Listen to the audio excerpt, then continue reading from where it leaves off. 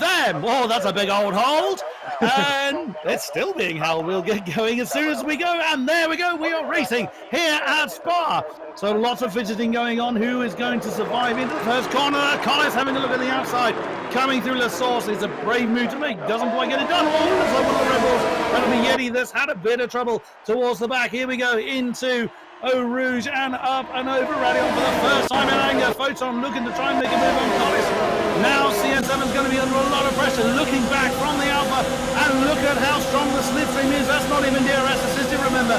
So CN7 goes straight for the defensive move. Into Lakon. Does make to fend off. Oh, a bit of impact there. That's Preschneider bouncing off of Collis. And also, CRG Steve making the overtake on Sam LeBert. I think that was actually right at the start of the race. So I think he got a great start. Steve now actually making the overtake on Sonic Saltung. He's dropped down into 6th position in that Williams, so it's not been a great start for him. But Steve is up a couple of positions at the very end of the run that he needs through Eau Rouge and Radion. It looks like he has indeed. He's already closing up pretty significantly. DRS opens. And actually, I think Sonic Saltung looking to just sort of move to the side. Doesn't want to lose any sort of time. He's going to do some harvesting, get some of that ERS back, do some dark and gloomy out there around Spa, I have to say. But here we go with Sam LeBert. Once again, he's got the DRS, he's got the slipstream, he's got incredible overspeed on the run into Lake Home. He is going to make that overtake on Preschneider, the DRS. Not because he needs it to make the overtake off of the Williams, but just because it's going to, again, you know, you use less fuel when the DRS is open, you're that little bit faster, it's going to give you some lap time.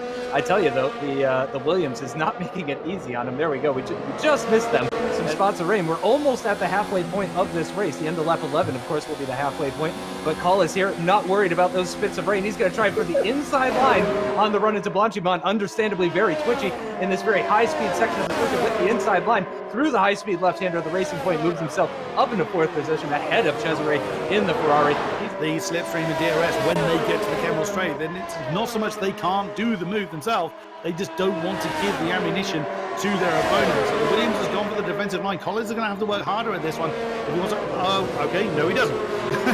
As Mateus breaks a bit earlier coming into Lake On. There we go, though. This is what we want to see. CN7 versus Preschneider.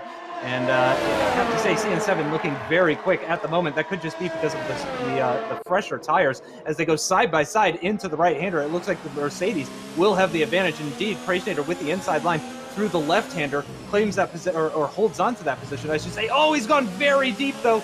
That's not going to be great for him. And CN7 with the inside line into curve. Paul Frere is going to take the lead of this. The more they fight, the more those ahead of them get away. And it looks like Rebel going onto the grass to try and make that move. Wow, he's deep going into Lake Com.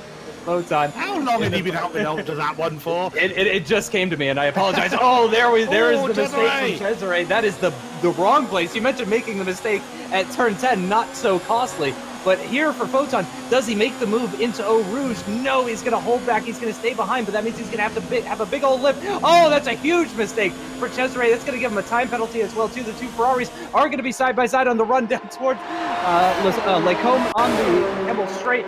Let's see, inside line for Photon. Is he going to get ahead? Yes, he does. Photon makes the move on Cesare, moves himself up thanks to that mistake. He's going to be really under pressure here, and this is very difficult stuff, but Hollis as well really needs to worry about Steve behind. We're looking backwards on the Red Bull, but unfortunately now we're looking forwards on the Red Bull, and we can't see. That was a very unfortunately timed switch of the camera there. We didn't see any of the racing points.